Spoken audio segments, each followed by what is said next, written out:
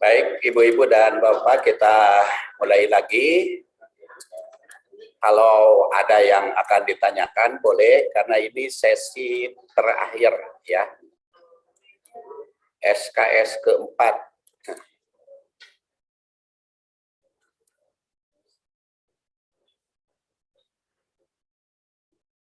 Sekarang bismillahirrahmanirrahim.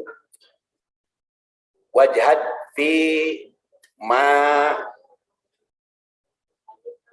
fi aidin nas, ya, kembali ke laptop. Berjuhudlah kepada apa yang ada di tangan manusia. Memang ada istilah pemindahan milik ya dalam Islam itu. Pemindahan milik ya seperti membeli, jual beli, hibah, wasiat, atau hadiah, sodakoh, infak. Kalau sodakoh itu menurut bahasa tepat benar.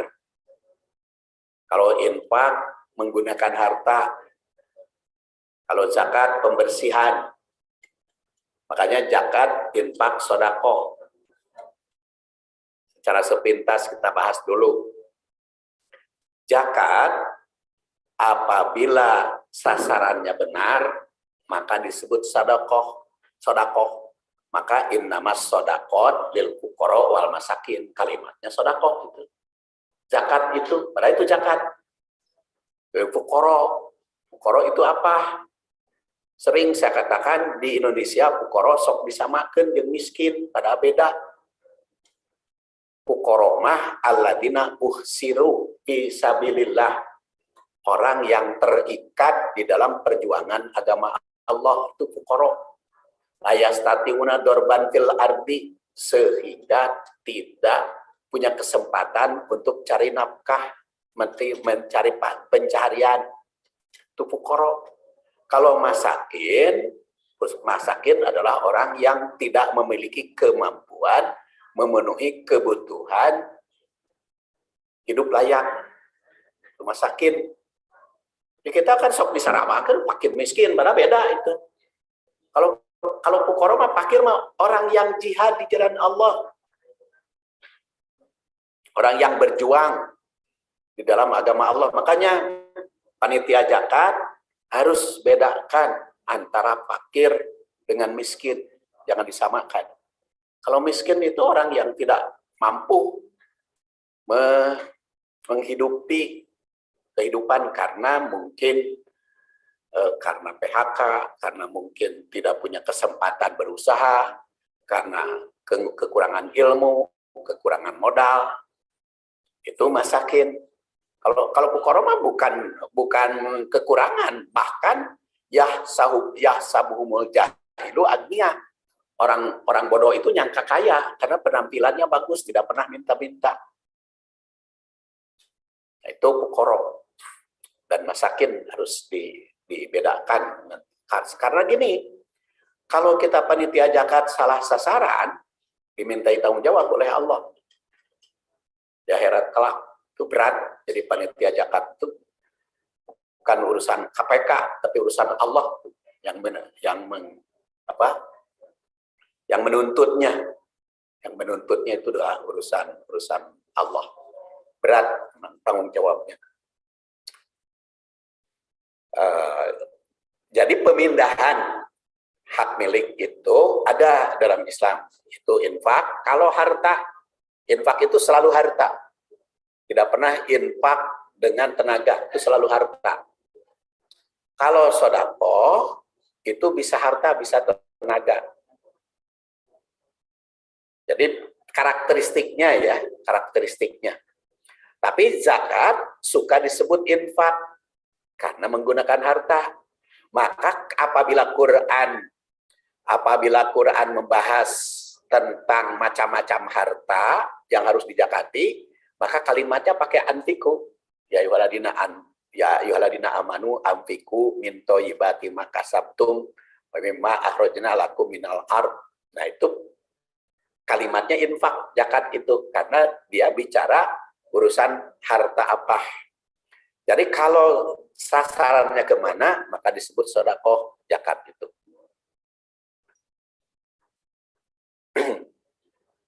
Kemudian yang diharapkan oleh juhud adalah wala tamuddanna ainaika ila ma matta'na bihi azwajan minhum zahratal hayatid dunya linaftinahum fihi wa rizqu rabbika khairun wa abqa. Dan janganlah kamu tujukan kedua matamu kepada apa yang telah kami berikan kepada golongan-golongan yang dari mereka sebagai bunga kehidupan. Jadi jangan sampai mata kita itu terpesona oleh kekayaan orang lain. Nah, itu jadi zuhud itu jangan sampai matanya melolotan oleh kekayaan orang kaya. Ayat ini melarang mukmin untuk menajamkan mata terhadap milik orang lain sehingga terpesona menginginkannya, muji-muji kekayaan orang. Ya, sehingga di dalam kehidupan kekayaan itu yang tidak cukup. Jadi kadang-kadang orang kaya raya juhud, kadang-kadang orang miskin tidak juhud.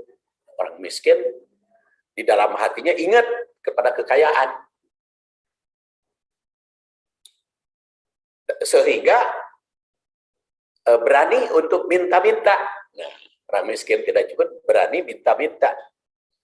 Jadi ayat ini melarang mukmin untuk menajamkan mata terhadap milik orang lain sehingga terpesona dan menginginkannya. Allah memberi rezeki kepada siapa yang Dia kehendaki sesuai dengan usaha manusia. Oleh karena itu, jangan iri pada milik orang lain. Jangan pula mengharapkannya untuk memiliki, apalagi memintanya. Karena minta-minta itu sangat dikecam oleh hadis. Kalau dia punya kecukupan. Diriwayatkan oleh Ibnu Mas'ud yang wafat tahun 32 Hijriah. Ingat ya, Ibnu Mas'ud itu yang membunuh Abu Jahal ketika perang Badar. Kata Ibnu Mas'ud, Rasul bersabda, man sa'ala walahu mayyubni ja'at yaumal qiyamah khumush huduh fi wajhi. Qala ya Rasulullah wa mal gina? Qala humu khamsuna dirhaman wa qimatuha minad dahab. Barang siapa yang meminta-minta sementara ia memiliki sesuatu yang mencukupinya, maka pada hari kiamat terdapat berbagai luka seperti humus, huduh di wajah. Apa itu? Humus, huduh, wajahnya terluka seperti bekas garukan kuku, sayatan pisau, bekas borok yang menjijikan. Orang yang minta-minta tuh di akhiratnya begitu. Jadi orang yang punya kekayaan senilai di sini dikatakan orang yang punya kekayaan 50 dirham atau emas secukupnya, yaitu sekitar 5 dinar, menurut perhitungan saat ini 5 kali 4,25 gram, jadi sekitar 20,15 gram emas, itu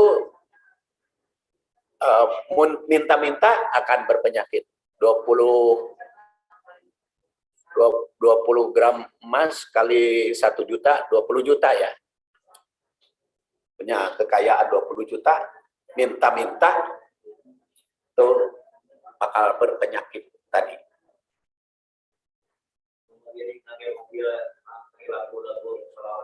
Nah, itu ya, iya makanya kalau itu kan minta-minta ya. Minta-minta. Minta-minta maksa.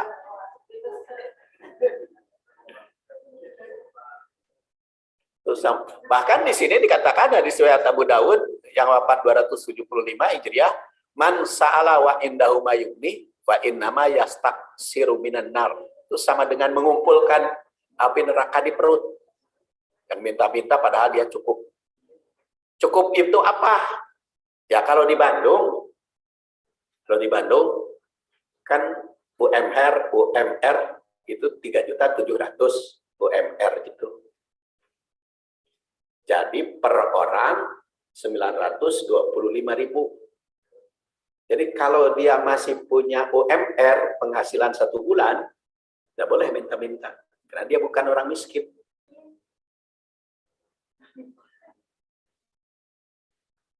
Jadi kalau dia punya penghasilan dalam 1 bulan 3.700.000, anaknya 2, itu tidak boleh minta-minta. Karena itu bukan orang miskin. Orang miskin itu yang kurang dari memenuhi kebutuhan hidup layak. UMR itu kan kebutuhan hidup layak. Gitu. UMR itu. Jadi nanti fakir mah jelas ya. Lil fuqara alladziina usiru fisabilillah. Boleh saja fakir mah penampilannya bagus, keren, segala macam karena tidak minta-minta, tapi karena terikat oleh jalan Allah, berjuang jalan Allah. Kalau miskin mah antara lain kriterianya UMR. Makanya orang miskin di Bandung berbeda dengan di Garut, berbeda dengan di Pangandaran, berbeda dengan Cianjur, berbeda dengan di Mekah. Jadi karena ukuran itu, ukuran kebutuhan hidup layak. Nah, orang yang lamun cek bahasa ayeuna mah man sa'ala wa indahu mayugni fa innama yastaksiru minan nar. Barang siapa yang minta-minta padahal dia masih punya penghasilan untuk hidup layak, maka itu sama dengan mengumpulkan api neraka di perut. Makanya juhud deh, jangan mengharap-harap milik orang. Yuhibbu, maka pasti manusia mencintai kamu. Ya, kalau juhud kepada apa yang ada di dalam diri manusia, maka manusia akan mencintai kamu. Sekarang takwil hadis. 1. Tingginya cita-cita sahabat yang ingin mendapatkan kecintaan Allah tergambar dalam hadis ini. Sehingga dia mengatakan, dullani, tunjukkan. Mereka bertanya kepada Rasul Sallallahu Alaihi Wasallam tentang hal-hal yang bermanfaat bagi kehidupan, yang dicintai Allah dan dicintai manusia. Makanya etapan Jokowi bagi BLT ya. BLT atau minyak goreng, BLT bulanan itu BLT kan? Ya. Jadi kalau kita masih punya penghasilan gitu, punya penghasilan memenuhi kebutuhan hidup layak, jangan aku miskin kepada Jokowi. Ya 3.700.000 teh kalau punya anak 2 tanggung jawab. Ya 4. Kalau seperti saya makan dengan istri saya cuma berdua. Jadi 1.700.000 kan. 3.700.000. Jadi kriterianya kalau saya dengan istri makan berdua makan kali 925 berarti 1.850.000. 1.850.000. Jadi kalau pensiun saya 1.700.000, ada honor ngajar, bisa minta-minta. Kalau miskin, kalau ya mengumpulkan makanya terdaftar adik ke Jokowi. Terdaftar ke Jokowi supaya mendapat BLT. Saya enggak gitu. Tapi kalau mungkin saja dari zakat itu dapat karena terikat di jalan Allah, berperang di jalan Allah masih bisa. Tapi tidak boleh minta. Kan la yas'alun an-nasa ilhafa. Jadi kalau kita ingin masuk fuqara, la yas'alun an-nasa ilhafa, tidak boleh minta-minta. Tapi kalau ada yang memberi, terima, enggak. Fisabilillah. Kalau jihad fisabilillah.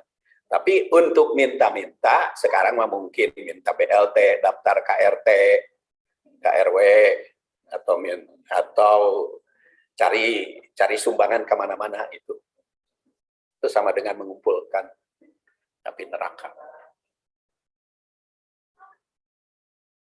Kemudian yang kedua, sahabat yang menghadap Rasul itu memohon nasihat tentang cara hidup yang bermanfaat dunia dan akhirat. Sahabat tersebut bukan hanya mohon bahagia di akhirat kelak, tapi juga mohon bahagia di dunia, sehingga ingin dicintai oleh manusia. 3. Menetapkan salah satu sifat Allah Azza Jalla yang mencintai manusia yang baik dengan cinta yang sesungguhnya, ini sesuai dengan kemuliaan dan keagungannya. 4. Tidak mengapa bagi seseorang berusaha mendapatkan kecintaan manusia selama cara dan tujuannya adalah benar. Jadi ingin dicintai manusia, bagus. Tapi bukan tadi menjadi neko-neko yang dicintai. 5. Keutamaan juhud di dunia lebih tinggi daripada waro, merasa cukup. Karena juhud itu tidak mencintainya amat sangat dan tidak membenci amat sangat. 6. Juhud merupakan salah satu sebab mendapatkan kecintaan Allah. Karena tadi yuhibbukallah. 7. Di antara sebab terbesar mendapatkan kecintaan Allah Azza wa Jalla adalah mengikuti sunnah Rasul dalam berjuhud. 8. Anjuran dan dorongan agar juhud terhadap segala apa yang dimiliki orang lain, karena Nabi SAW menjadikan hal itu sebagai sebab mendapatkan kecintaan manusia.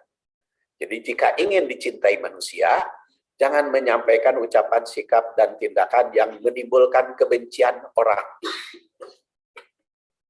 9. Merasa cukup dan tidak mengharap apa yang ada di tangan manusia, dan tidak minta-minta kepada mereka akan membawa kepada kecintaan manusia. Tatbik hadis. Semangat sahabat mencari ilmu yang bermanfaat itu merupakan contoh bagi pendidik dan terdidik. Jadi bagi pendidik dan terdidik ulah eren-eren cari ilmu. Jangan berhenti cari ilmu. Ya. Dan ternyata cari ilmu itu bukan hanya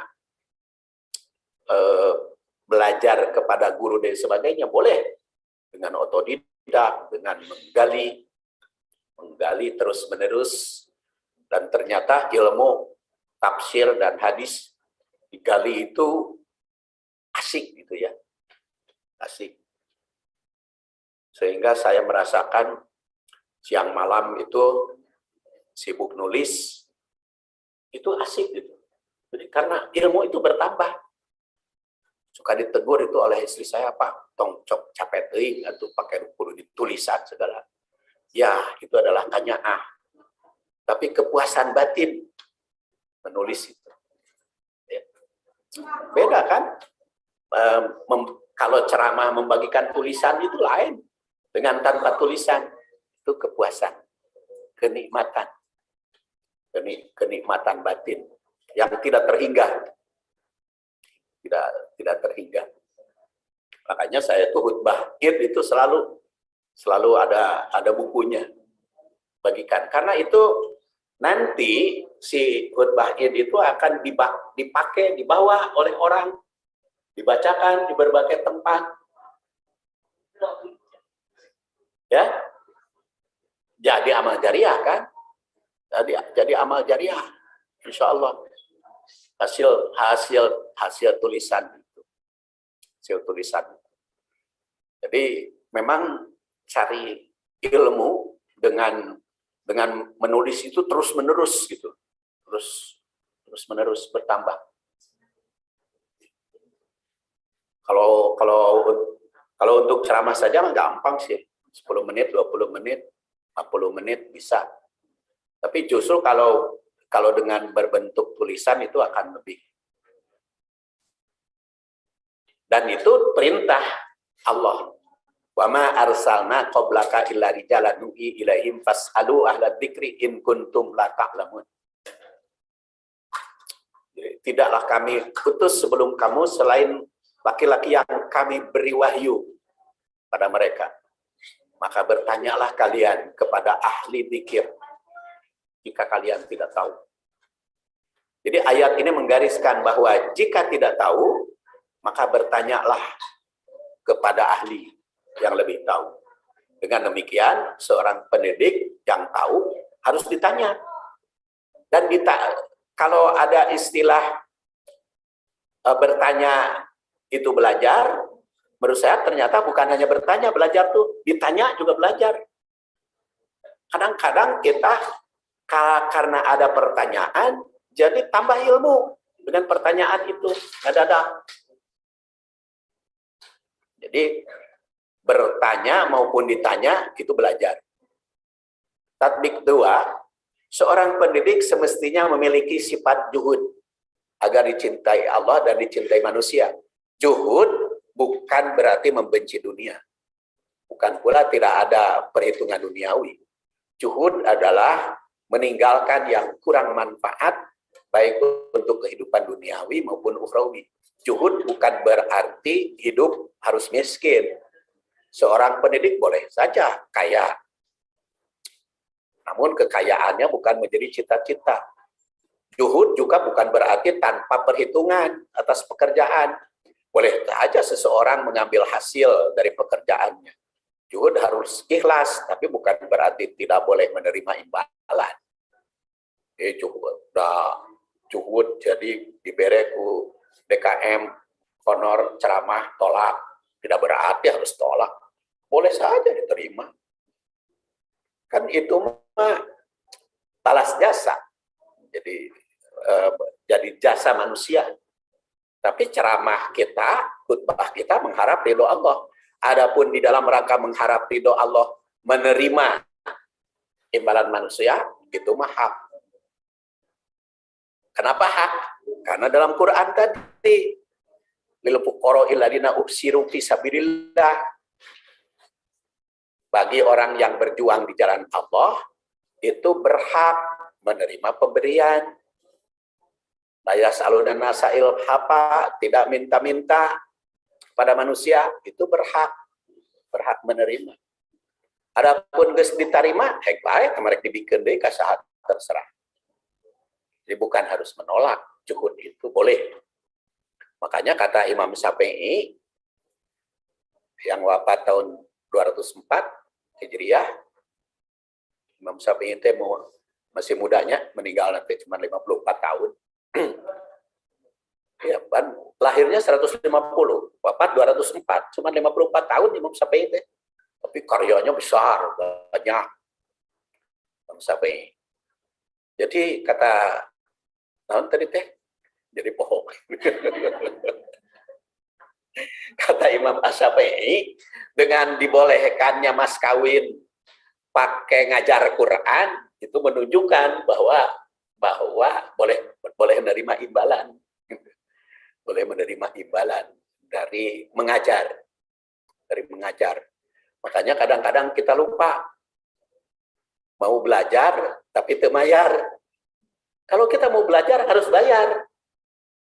Itu mah dakain wahirsin wajtihadin wabulgotin, ya. Kalau kita belajar harus berani membayar guru. Makanya itu Pak Jajang ngajar tuh di Muhajirin. Hari Sabtu, hari Ahad kudu aya nu mayar tah. Nu boga duit kudu mayar.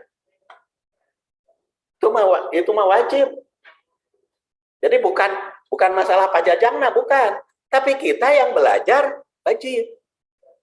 Wajib membayar. Wayahna we.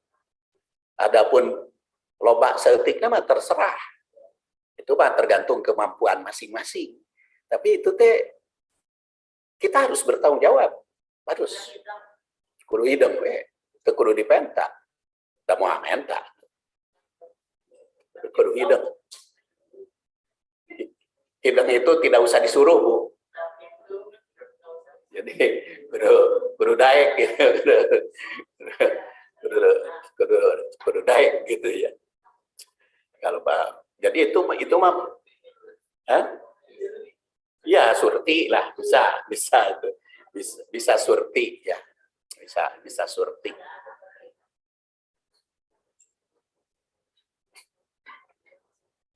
Jadi bukan berarti ikhlas itu tidak boleh menerima, boleh aja. Ya. Juhud juga bukan berarti tanpa perhitungan atas pekerjaan. Boleh saja seseorang mengambil hasil dari pekerjaannya. Jadi jangan diejek itu, Ustadz, ada Ustadz penceramah, karena honornya di sinema letik, pindah ke badak. Jangan diejek. Secara perhitungan ekonomi bisa saja orang itu memperhitungkan perhitungan seperti itu. Apa bedanya dengan saya ngajukan kenaikan gaji ke Unisba? Kan boleh. Kalau kenaikan gaji ke Unisba memilih yang lebih banyak, boleh-boleh saja. Jadi kan kadang-kadang kita dapat ejekan itu. Sama Ustadz itu mah cenah mana we nu gede amplopna eta nu didatangan nu leutik mah ditinggalkeun. Ya, jangan dianggap salah. Bisa saja. Bisa saja daripada pulang ngerutuk.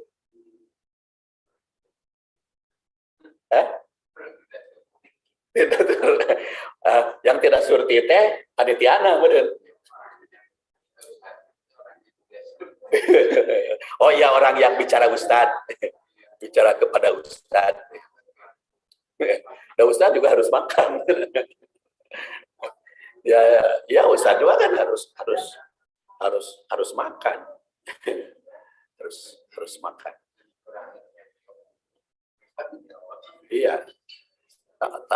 Tanggung jawab itu yang belajarnya, yang panitianya. 3, juhud dalam urusan dunia bakal dicintai oleh Allah. Tegasnya jika ingin dicintai Allah, juhud dalam urusan dunia. Juhud dalam urusan dunia bukan melupakan, bukan membenci. Juhud dalam urusan dunia adalah meraihnya secara halal, secara baik, dan menggunakannya untuk kepentingan hidup abadi.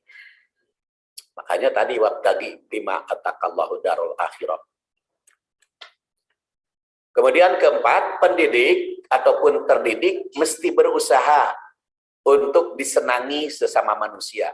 Langkahnya menurut hadis ini adalah dengan cara juhud pada apa yang ada di manusia lain. Oleh karena itu, jangan mengharapkan untuk memiliki hak orang lain. Jangan iri terhadap apa yang dimiliki orang lain. Pemindahan milik memang ada dalam syariah, yaitu dengan sistem jual beli atau dengan jalan hibah. Namun yang dikecam di sini adalah mengharapkan pemberian orang. Orang yang mengharapkan pemberian pihak lain, apalagi minta-minta, telah menurunkan derajat manusia. Karena di sini dikatakan Hakim bin Hizam itu meriwayatkan al-yadul ulya khairum minal yadis sufla. Jadi tangan yang di atas lebih mulia dibanding tangan yang di bawah. Jadi makanya kalau kita ingin naik derajat harus jadi pemberi. Jangan jadi penerima. Hadis ini menyatakan Rasul selalu memberi apa yang diminta darinya hingga 3 kali. Kedua, setelah pemberian ketiga, Rasul menasihati sahabatnya. yang bernama Hakim tadi, agar jangan mencari harta untuk rakus. Jadi tadi kan minta diberi, tapi jangan untuk rakus. 3, rakus menimbulkan hilangnya barokah. 4, mencari harta untuk didermawankan, maka akan mendatangkan barokah.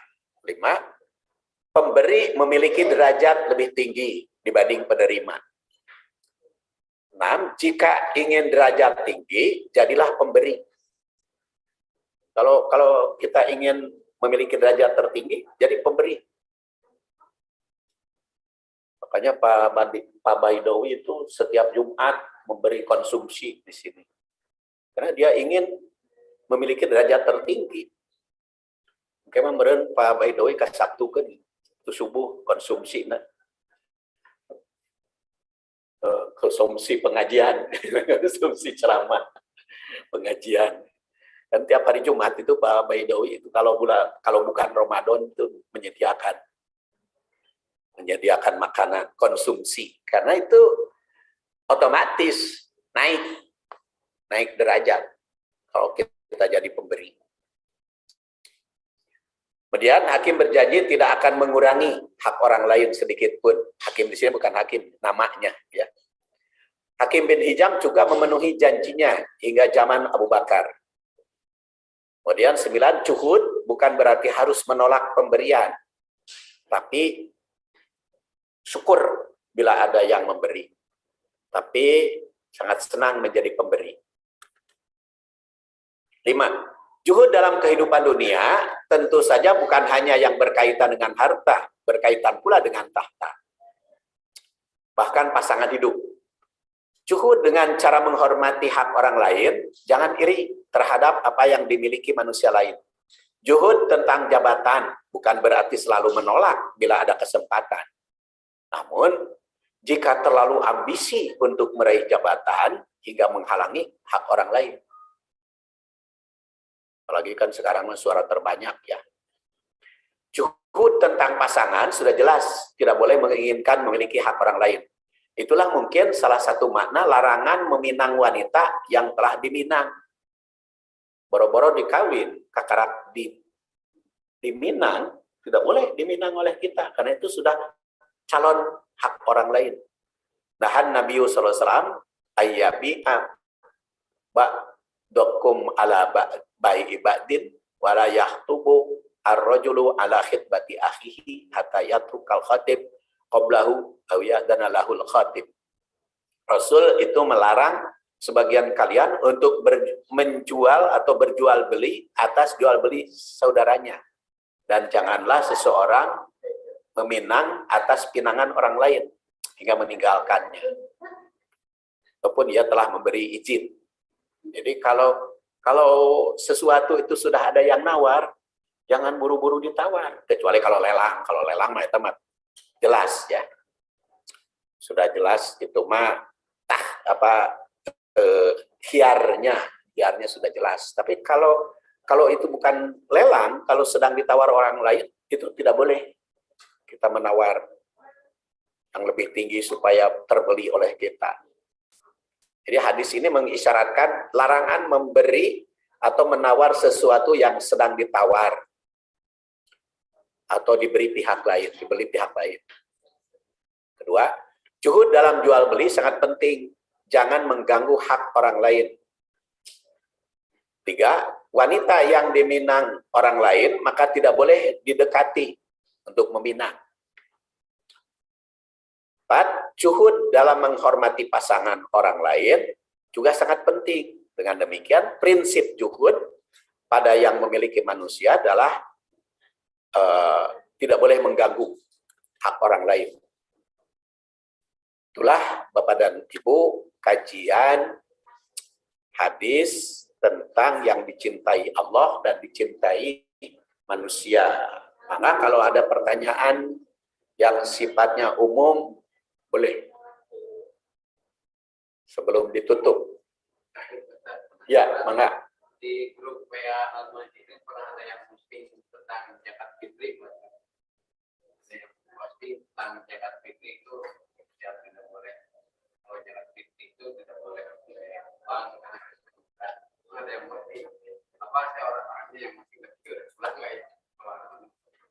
Ya, Kita pendapat Pak Wisnu tentang itu gimana? ya.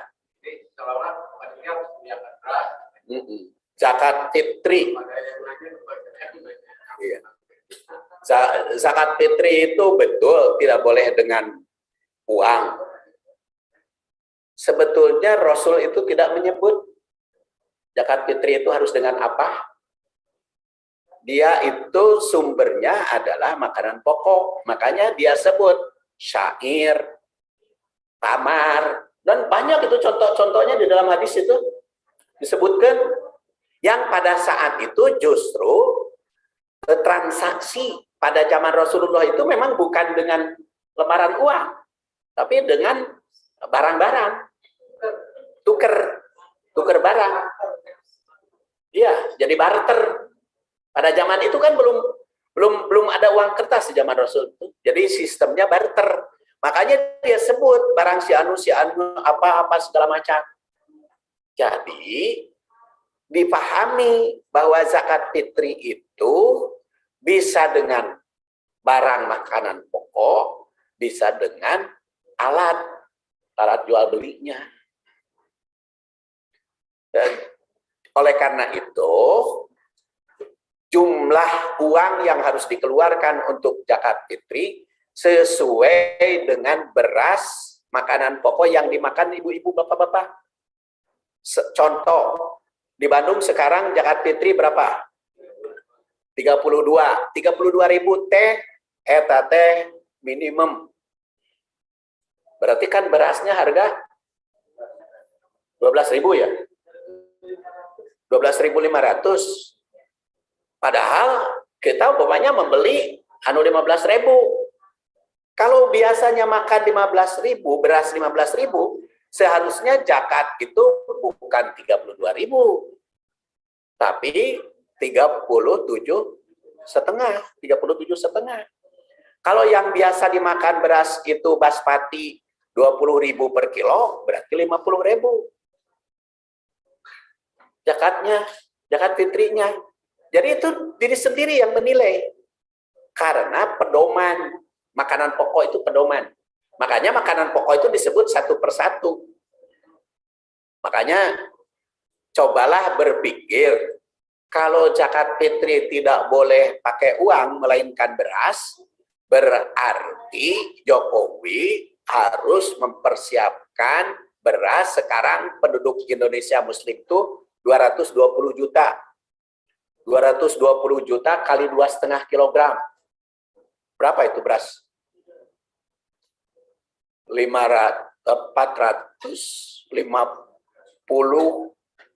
juta ton. Ada nggak beras segitu? Nggak ada. Jadi itu aja. Dan Rasulullah SAW itu makanya tidak menyebut dengan barang, itu justru diberikan keleluasaan makanan pokok. Yang jadi sumber itu makanan pokok. Saya tidak bayangkan Masjid Muhajirin harus menyediakan beras. Rata-rata Masjid Muhajirin berapa orang sih yang zakat fitri? 150 yang zakat. Lebih. Bukan umpi kan, per orang zakat fitri mah. Per orang. Sekarang RW aja berapa orang? Pak RW, Ibu RW berapa orang penduduk?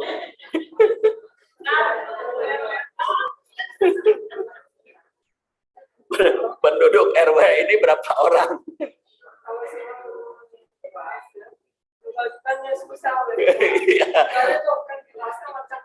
Iya.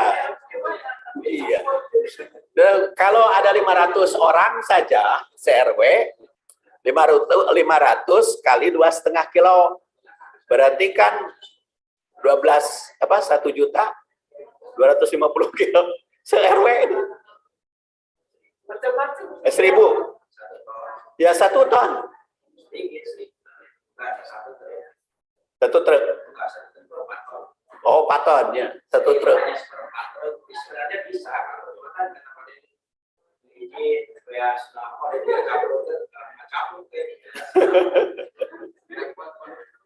Dan dan itu kabayangkeun mah 220 juta. Umat Islam itu 220 juta kali 2,5 kilogram.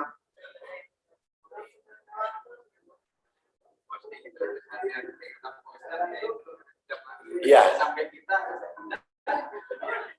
yang menetapkan ada unsur MUI siapa banyak ulama yang terlibat. Iya. Nah, itu dipikir ini dikalahkan oleh orang Iya.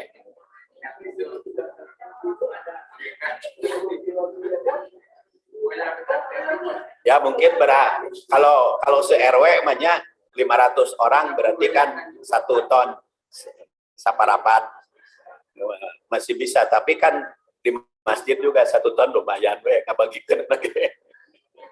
Dan lagi gini, di dalam hadis itu dikatakan man adda qoblas sholah wahya zakatun makbulah wa man adda ba'da sholah bahwa sodakotun minas sodakot. Barang siapa yang membagikannya sebelum sholat id, maka itu sah zakatnya. Barang siapa yang membagikan setelah sholat id, maka itu sodako. Itu yang mengatakan harus beras, dibagikan nanti tas subuh sampai sholat id. Bayangkan we, tas sholat subuh sampai sholat id, bagikan berasnya. Jadi Islam itu tidak memberatkan sepanjang makna hadisnya itu sebetulnya tidak nyebut barang. Tidak. Jadi menyebut barang teh bukan kekhasan, tapi dia contohnya parodo Rasulullah SAW zakat al-fitri, bukan zakat fitrah ya, zakat al-fitri, zakat fitri dengan anu di situ dikatakan tidak ada beras. Tidak disebut itu beras mah. Ada syair, ada korma, ada gandum. Hah? Yang jelas itu teh makanan pokok. Makanan pokok. Sebetulnya makanan pokok itu juga berasnya ataukah? Nah itu makanya harus dipahami itu tanasub. Ayat dengan ayat, ayat dengan hadis itu tanasub. Seperti hanya tadi fidyah. Fidyah juga kan fidyatun to'amu miskin. Itu yang diperdebatkan fidyah to'amu miskin itu kan dengan makanan pokok. Padahal to'amu miskin itu min ausati tutimuna ahlikum. Sesuai dengan makanan yang biasa dipakai, yang dimakan oleh kita. Jadi kalau Pak Joko umpamanya membiayai anak istrinya makanannya 10.000 per hari, maka fidyahnya 10.000 per orang.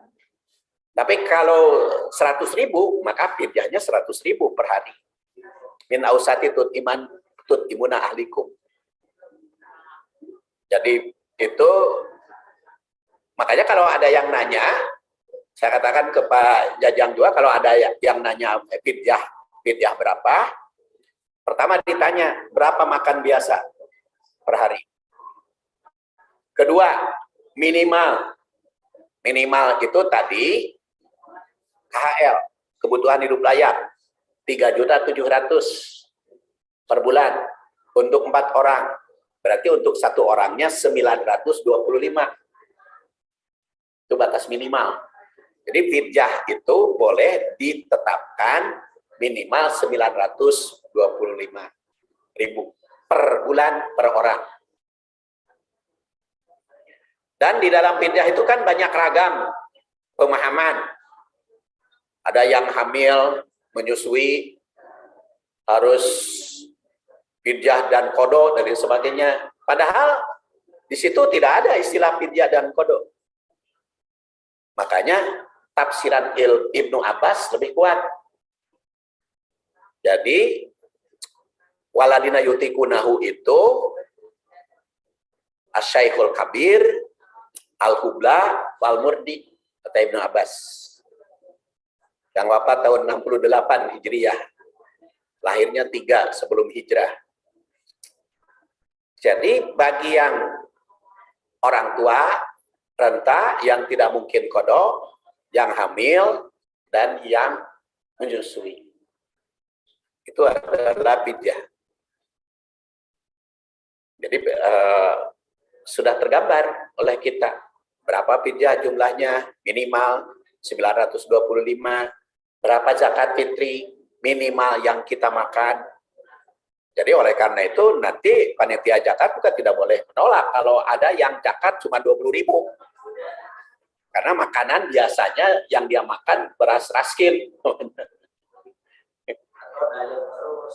Atau tapi kan itu mah standarisasi yang dia makan. Standarisasi yang dia makan.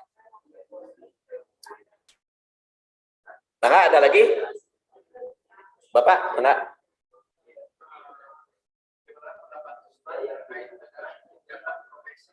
Ya, zakat profesi, ya ayyuhalladzina amanu anfiqu min thayyibati ma kasabtum. Wahai orang yang beriman, berinfaklah. Berinfaklah.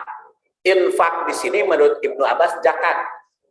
Min thayyibati ma kasabtum, dari hasil usahamu. Jadi segala macam hasil usaha wajib dizakati. Itu berdasar Quran Al-Baqarah 267. Min thayyibati ma kasabtum. Apakah diakui profesi itu thayyibat ma kasabtum? Saya yakin harus diakui itu. Tidak boleh tidak diakui. Hanya yang jadi perhitungan itu adalah nisab dan jumlah zakat profesi itu. Jadi wajibnya zakat profesi itu jelas berdasar surat Al-Baqarah 267. Hanya nisabnya macam-macam. Ada yang mengatakan nisab zakat profesi itu diambil dulu oleh kebutuhan hidup layak. Contohnya sekarang Bandung kebutuhan hidup layak 3.700.000. Jadi kalau dia punya gaji penghasilan 1 bulan 4 juta, maka yang dizakati itu yang 300.000. Karena yang 3.700.000 mah makanan pokok. Ya, itu makanan pokok. Yang 3.700.000 mah. Jadi yang 300 dikeluarkan zakat, 300.000 dikeluarkan zakat tiap bulan, berarti kan 300.000 2,5%, 7,5 rupiah.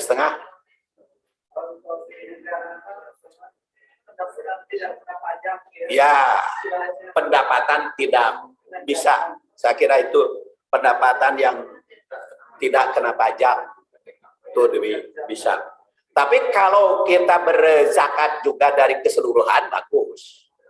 Pokoknya kita penghasilannya 4 juta, kita keluarkan aja 100.000 per bulan. Karena kalau zakat kalau zakat mah lebih itu kan boleh. Lebih itu boleh zakat mah. Jadi profesi itu saya pemahaman berdasar surat Al-Baqarah 267 wajib.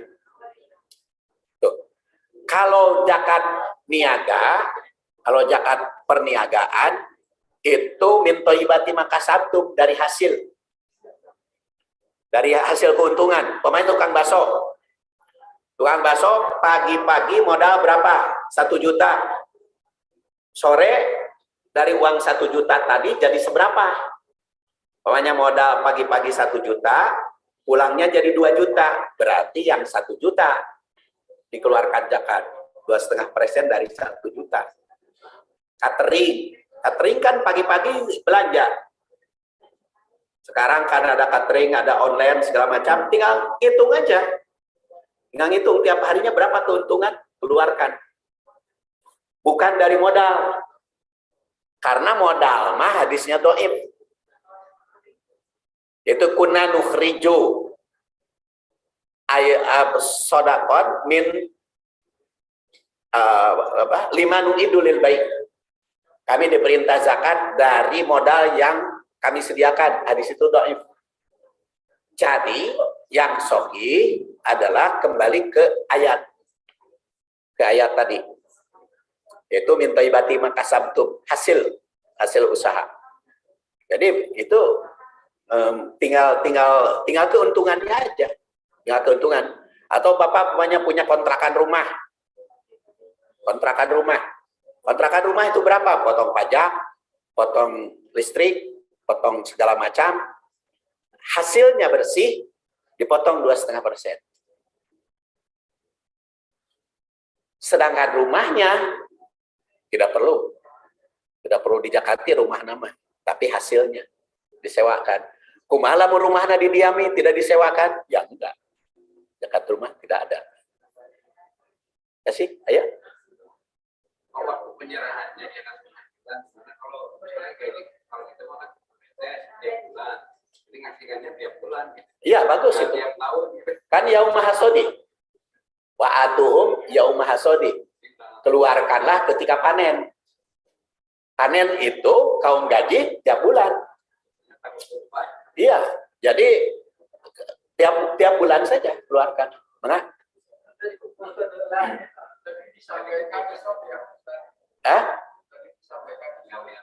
Ya.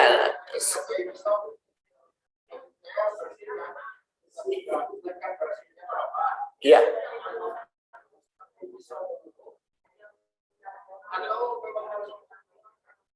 Yaumah hasodi. Jadi nisab itu kalau gaji, nisab itu UMR. Kalau kaum gaji UMR. Karena apa?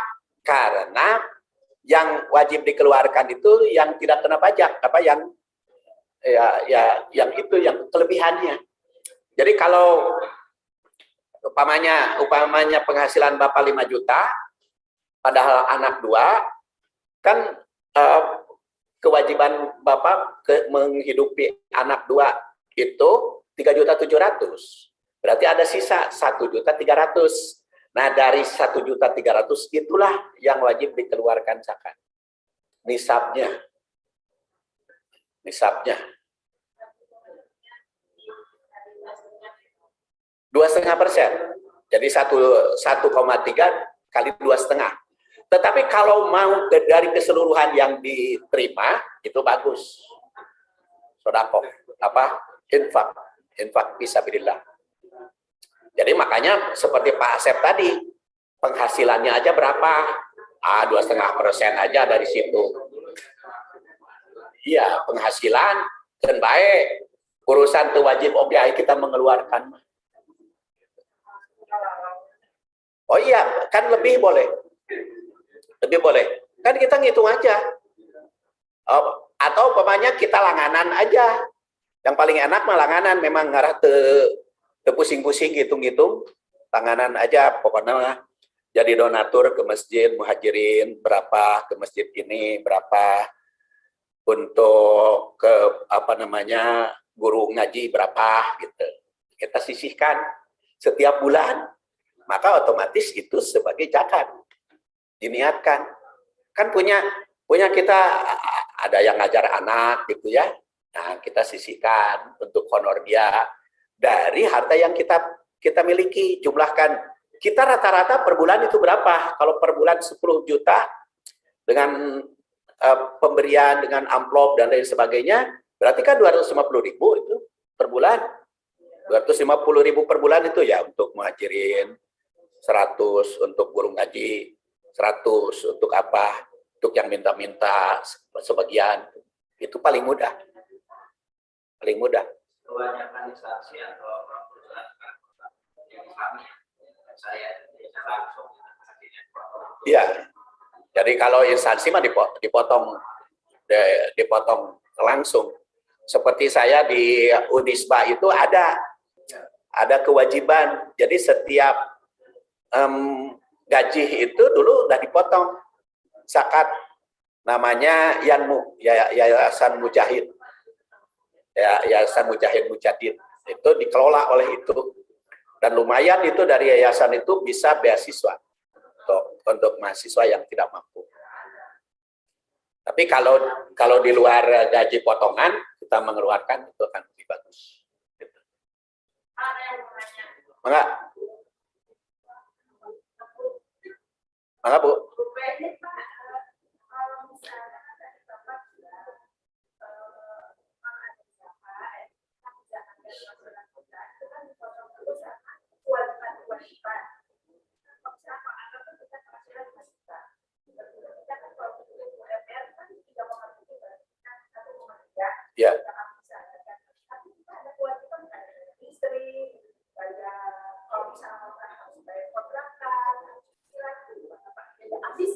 Ya sebetulnya UMR itu sudah ngitung itu. UMR itu sudah ngitung biaya makan, biaya minum, biaya listrik, biaya handphone, biaya internet. Itu hari nggak cukup, tergantung penggunaan. Tergantung penggunaan biasa-biasa. Jadi jangan kualitas kita, tetapi standar hidup di Kota Bandung 3,7 untuk anak dua. Untuk anak dua. Tapi kalau seperti Ibu Nur Hadi itu makan anaknya sudah pada nikah semua. Jadi cuma duaan. Dia 1 juta, wajibnya 1.900.000. Jadi lebihnya harus dijakati. Tapi kan itu bayar handphone, bayar sama bukan standar itu. Kalau standar zakat mah kebutuhan hidup layak. Kebutuhan hidup layak. Kalau ngitung itu mah udah mau air zakat tuh seorang dia. Udah habis itu. Pokoknya yang jadi itu standar hidup ketetapan. Ya karena apa? Karena standar hidup itu ditentukan oleh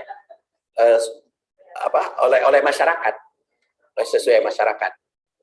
Makanya ada yang kerja di Jakarta, ya, tapi hidupnya di Bandung. Nah, UMR Jakarta itu kan gede, tapi di Bandung lebih kecil. Karena hidup keluarganya di Bandung ya standar Bandung, bukan Jakarta. Kecuali kalau hidupnya di Jakarta, maka standar Jakarta, walaupun orang Bandung.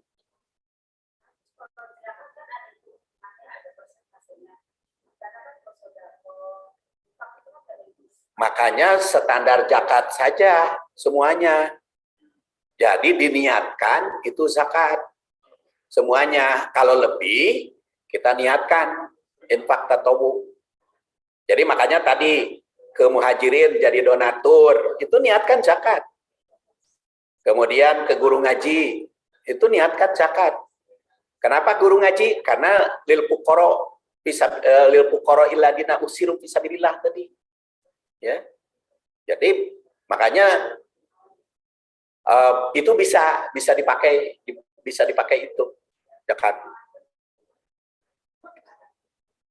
Saya kira cukup ya, atau masih ada lagi? Tinggal 5 menit.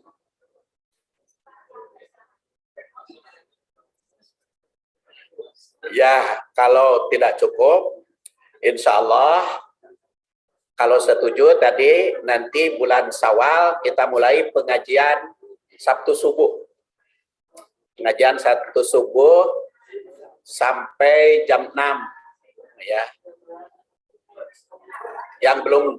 Yang belum saya tanya itu Pak Munawar. Pak Munawar, tapi biasanya Sabtu keempat suka nginap gitu di sini. Tapi mungkin itunya jadwalnya mangga Pak Usep, Pak Jajam itu jadi Sabtu keberapa masing-masing nggak dihitung. Jadi bukan malam Sabtu, tapi Sabtu subuh sampai pengajian jam 6. Kita akhiri saja dengan doa. Subhanakallahumma wa bihamdik asyhadu an la ilaha illa anta astaghfiruka wa atubu ilaik. Assalamualaikum warahmatullahi wabarakatuh.